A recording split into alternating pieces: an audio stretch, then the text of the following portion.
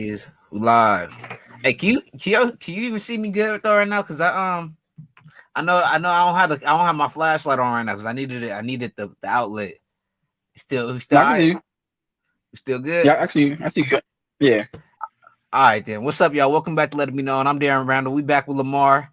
And let's talk about this first game. You had the San Francisco 49ers versus the Washington Commanders. Commanders came into town playing the Niners, and the Niners ended up winning pretty dominantly. We had 37-20. Brock Purdy, I think, is taking control of the offense, and the Niners finally have themselves a quarterback that understands the game. They didn't need a Tom Brady. They didn't need an Aaron Rodgers. All they needed was a Brock Purdy, somebody that knew how to make the throws, somebody that knew the offense, and somebody that was confident enough to take control of the team and lead a pack of wolves.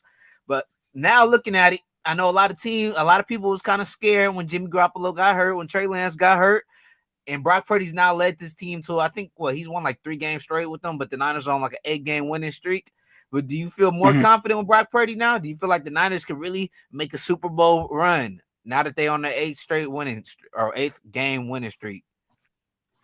So I'm gonna be honest. So I don't think they. I mean, they can make it to Super Bowl, but I just still stand on them having a third string quarterback. I still think it's gonna be really tough. Not saying it can't happen, but I just think it's gonna be really really tough to make it to the playoffs, even with a third string quarterback. Even though he's been playing well so far, um, still, it's all about pressure sometimes too. Like when it's a lot of pressure in the playoffs.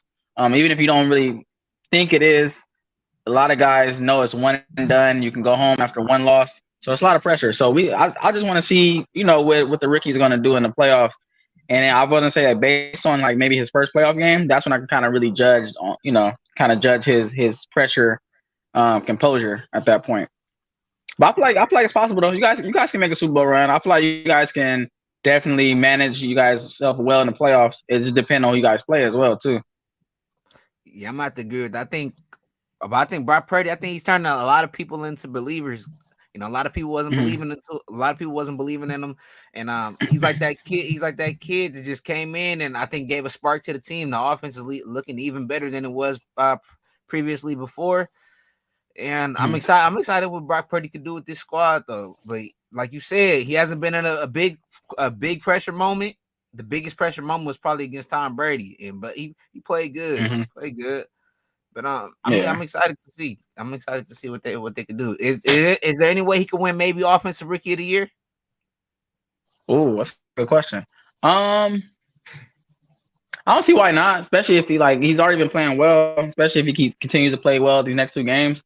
And obviously lead the team into the playoffs. I also think a lot of these awards should be given out, like even should be given credit for if you get your team to the playoffs or even how you play in the playoffs. That's why I think a lot of these season awards should be kind of like given out maybe like right before the Super Bowl, kind of like how the Heisman Trophy, how they Right, a give the little Heisman bit Trophy deeper, right right? before the championship. Yeah, a little more deeper, just so we can see more of like who really like can be the rookie of the year, who like really stands out. But yeah, I think Purdy got a got a good shot at winning rookie of the year. He's definitely playing Yeah. way better than most, especially most rookie quarterbacks. So you agree that the offense was more efficient with Brock Purdy, or I know a lot of Jimmy G fans still holding on strong, hoping that he'll come back for the playoffs. A report came out this weekend that he still has a chance of coming back, and the Niners are hoping that he comes back. But we still sticking with Purdy, or if Jimmy's able to go, we letting him go. Hell nah. I mean, not like that. Not hell, not like that. I think Jimmy Yeah. G is it's definitely a decent quarterback, but I think you guys should stick with the hot hand. That's anybody. Like, just say for example, if Minshew was on a 6 game winning streak, I would want to stick with Minshew. Like shit. Why try to go? We already on a 6 game winning streak. Why mess it up? So I would stick with Purdy. And I would just let Jimmy G be the backup for right now. And that just kind of gives us more of a security blanket, knowing that we have a veteran quarterback who can come in if anything happens to Purdy, because Purdy was dealing with some rib injuries too. So that's Yeah, kind of yeah. something to kind of think about.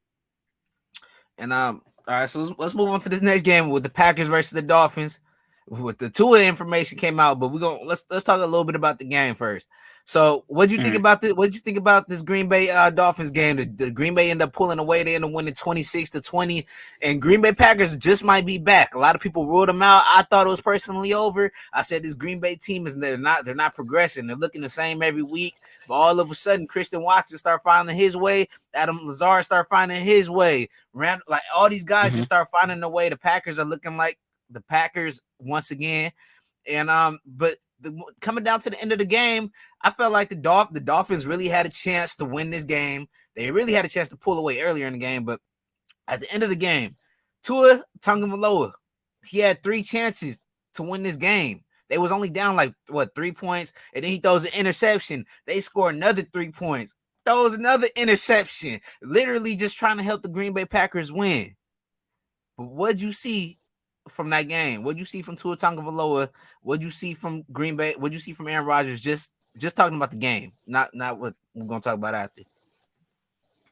Okay, so I was just gonna say, I feel like when you got quarterbacks such as Aaron Rodgers, Tom Brady, you can never count those guys out. And I ain't gonna lie, it's funny because I feel like I even say feel like I know for a fact we talked about those 2 teams, early in the season.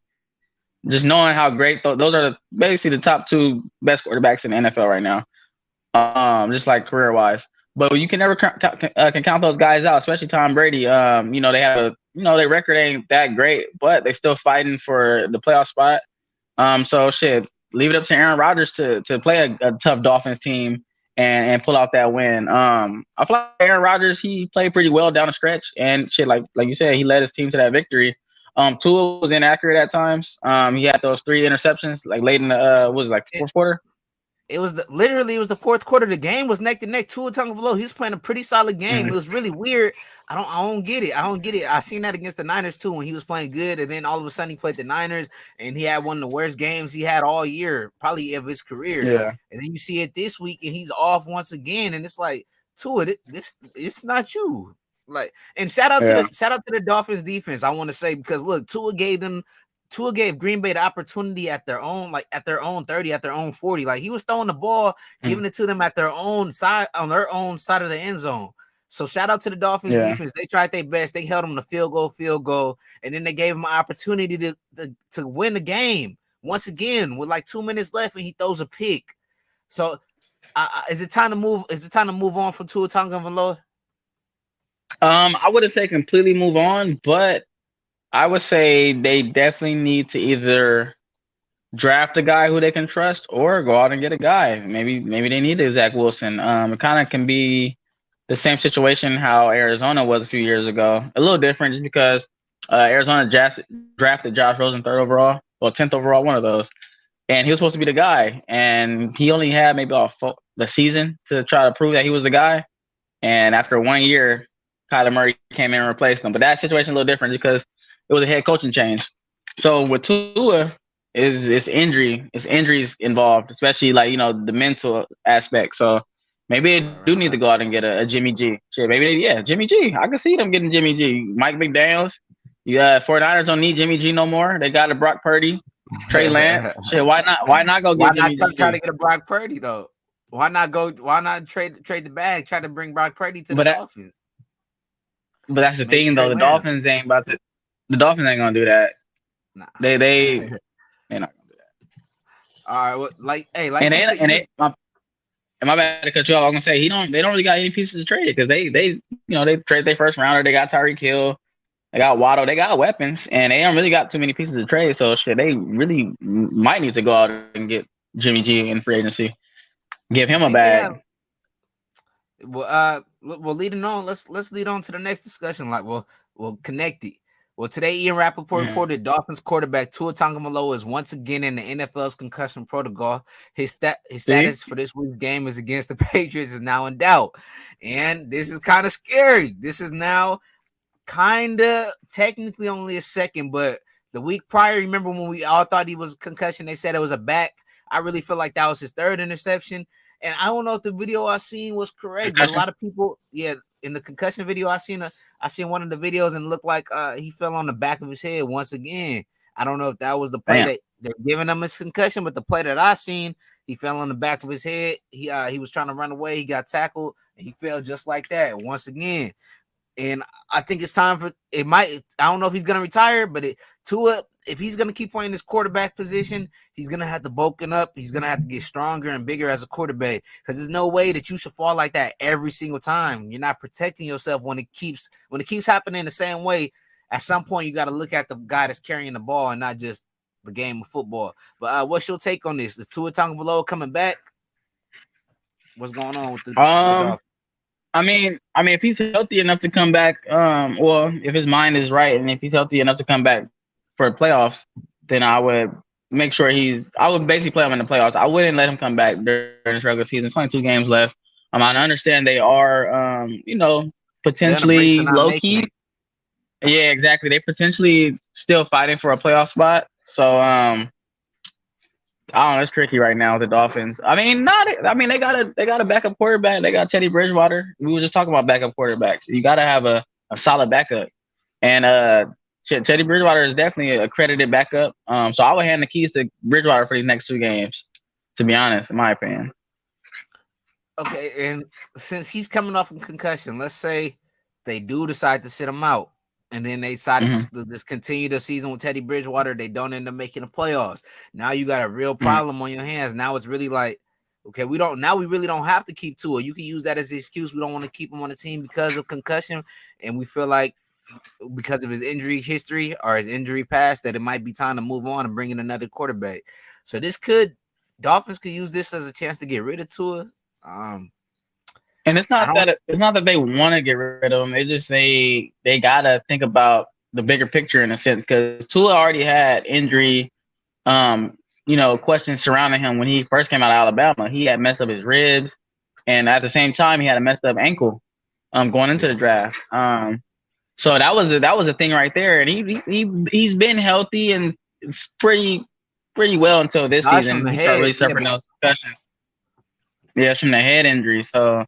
That's just scary in his own right because the NFL they've really been cracking down on these concussions and shit. This is just like you said, it's technically his 3rd concussion just because that first concussion where they ruled it was a back injury. That boy was woozy. That boy had a concussion, and then that second game, that's when he got carted off, and then now this game it's his 3rd concussion. So, bro, 3 concussions in one season, let alone in your career, that's kind of dangerous.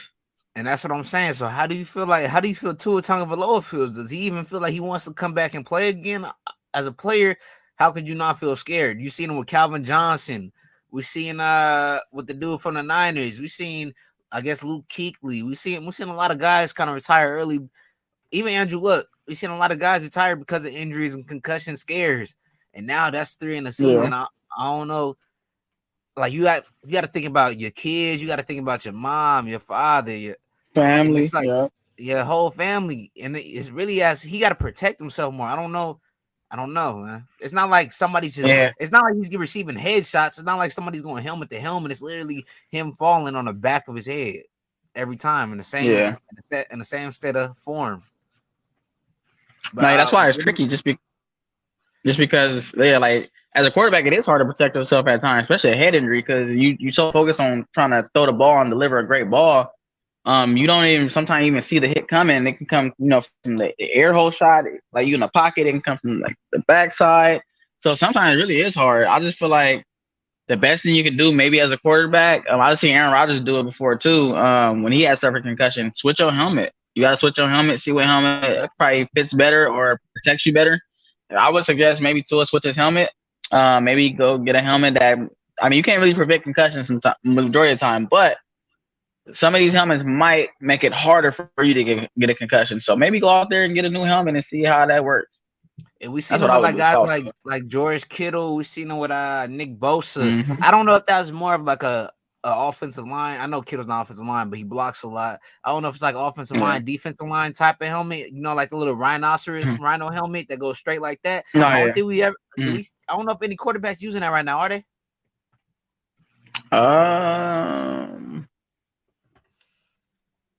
I don't think so. It has to be a lineman helmet. Yeah. It has to be like a like a helmet used for Mahomes. mostly content. Does Mahomes have that helmet?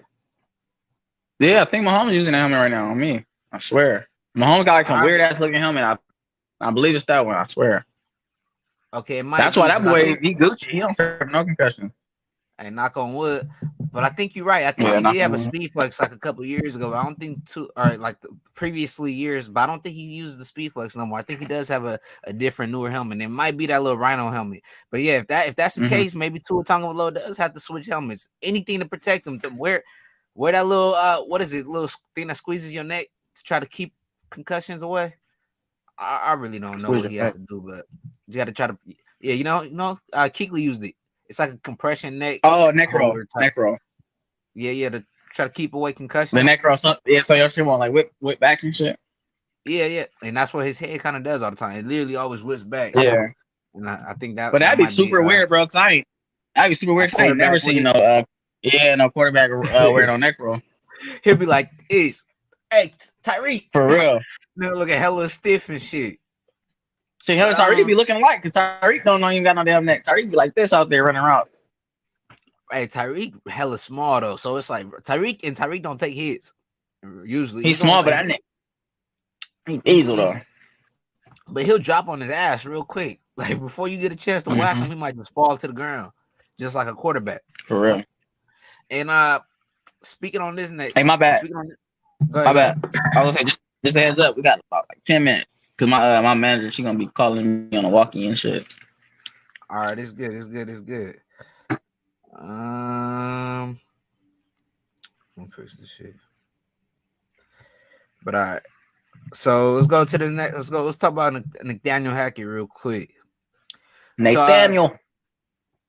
So Tom Pelissero reported the Broncos have fired Nathaniel Hackett per source. And this is going down. This is after what the Broncos, I want to say what they're 4-11 now, and a lot of big hopes coming into this season. You remember they got Russell Wilson. They had Sutton, they had Jared Judy, they had Gordon, they had like Jay Hamler. You feel me? This whole offense was full of weapons going from defense to offense. Like everyone assumed that Russell Wilson was coming in a good team to make this team even better. They felt like they was kind of a quarterback away and a couple other pieces, but it felt like they could really make at least a playoff run with Russell Wilson this year. And then they go into the season and it's very unexpected. And now Russell Wilson and the Broncos just get spanked on Christmas weekend by the Los Angeles Rams when they only had Baker Mayfield for now, 3 weeks? Russell Wilson throws an interception on like his first drive, comes back, throws another interception, and the game was over by the second quarter. Second quarter it was already like 30-something to 6 or 30-something to 3. The game was pretty much over. But I was talking to a lot of people. They saying fuck that, fire Russell Wilson, don't fire Nathaniel Hackett. But as a coach, though, I feel like shit. If you losing 4-11, you getting blown out each and every week. Sure, Russell Wilson is to blame for some, but it's a team sport. It's like with the Jets. Yeah. You see the Jets looking good. They're keeping themselves in the game, but Zach Wilson is not doing enough. With this team, it's like it's not just the quarterback. It's like the whole situation. It feels like the whole team is just separated. There's no stability. There's no function. But what do you think should have happened? Was the Broncos right for firing Nathaniel Hackett, or maybe should they have got rid of Russell Wilson? I think they was right. They need to go out and hire a black guy, a black coach. They need to go out. They need to go out and hire Coach Prime. That's what they need to do. No, I'm playing. No, but I do think that was the right move for the Broncos to make. Just because if you think about it, Russell Wilson he's a proven quarterback. He has a Super Bowl ring under his belt, so you can't really. And you gave him a bag. You gave him a hell of a bag, guaranteed money, guaranteed bread. So you gotta keep Russell, but Hackett, he's not proven. He came from Green Bay. It ain't like they won a Super Bowl with him there, Ain't like right. They probably made the playoffs here and there, but he came with Aaron Rodgers. Maybe Aaron Rodgers made him look good, here and there sometimes. So I feel like that was the right move for them to make.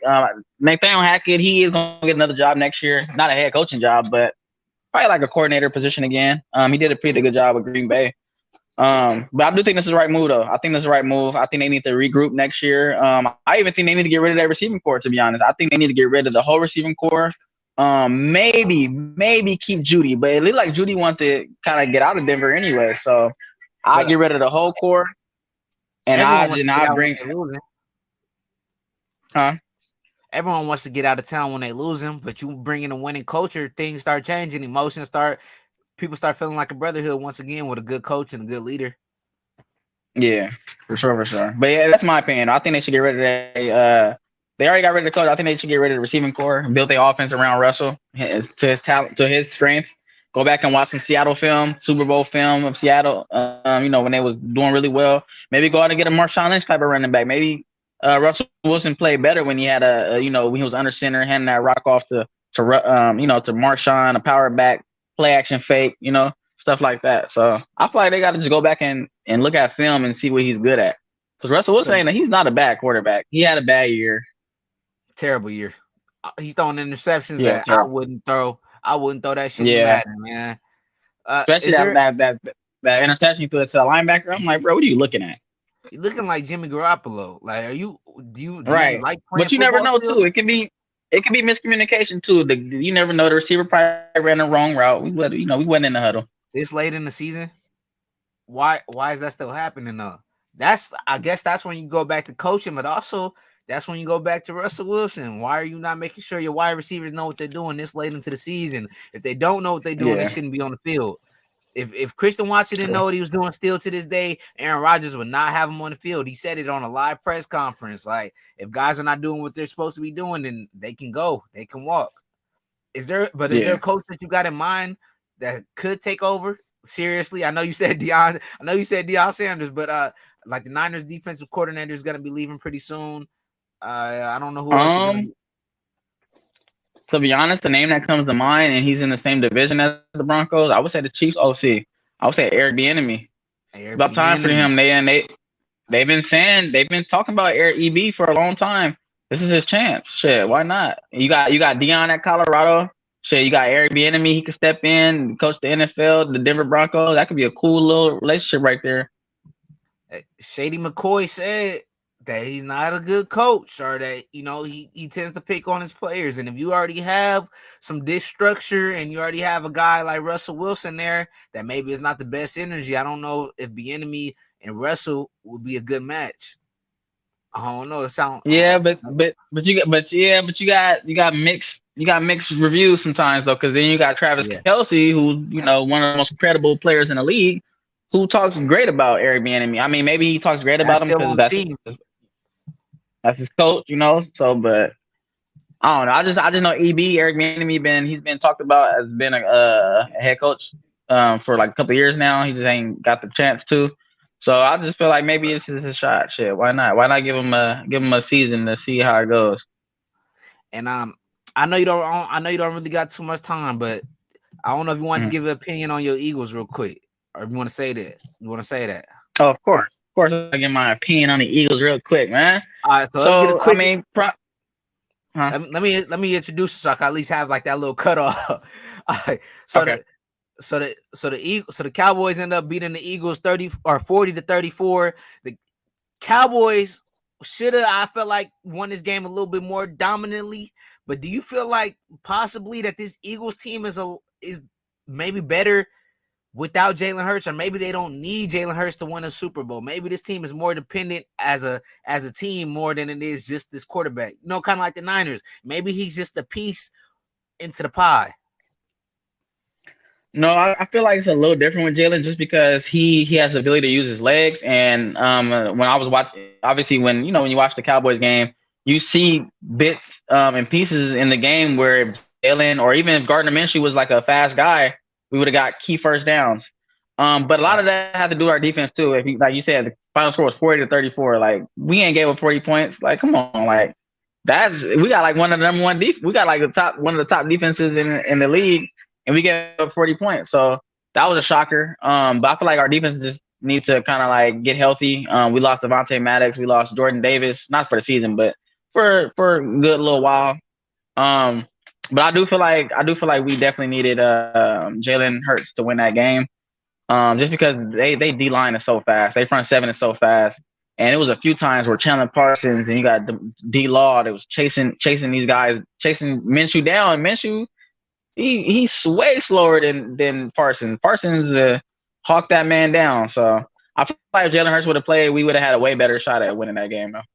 Yeah, I was watching the game, and I'm thinking like maybe if Jalen Hurts was in this game, I feel like the Cowboys maybe would have got blown out, or not blown out, but it wouldn't have been Mhm. such a close game because you got Gardner Minshew that hasn't played in what, a year, and then you got Jalen Hurts which was an MVP candidate, and still probably is gonna win MVP after this season. But with the Cowboys, should we feel more confident? Do you feel like the Cowboys are a better team, a worse team? Do you feel like we already know what they were now after beating the Eagles? I feel like I ain't gonna lie. I feel like they're better now, just because I feel like just the confidence of them beating us, like the number one team with the number one record. Plus, it's a division rival. Plus it was at home, so I feel like they're more confident now.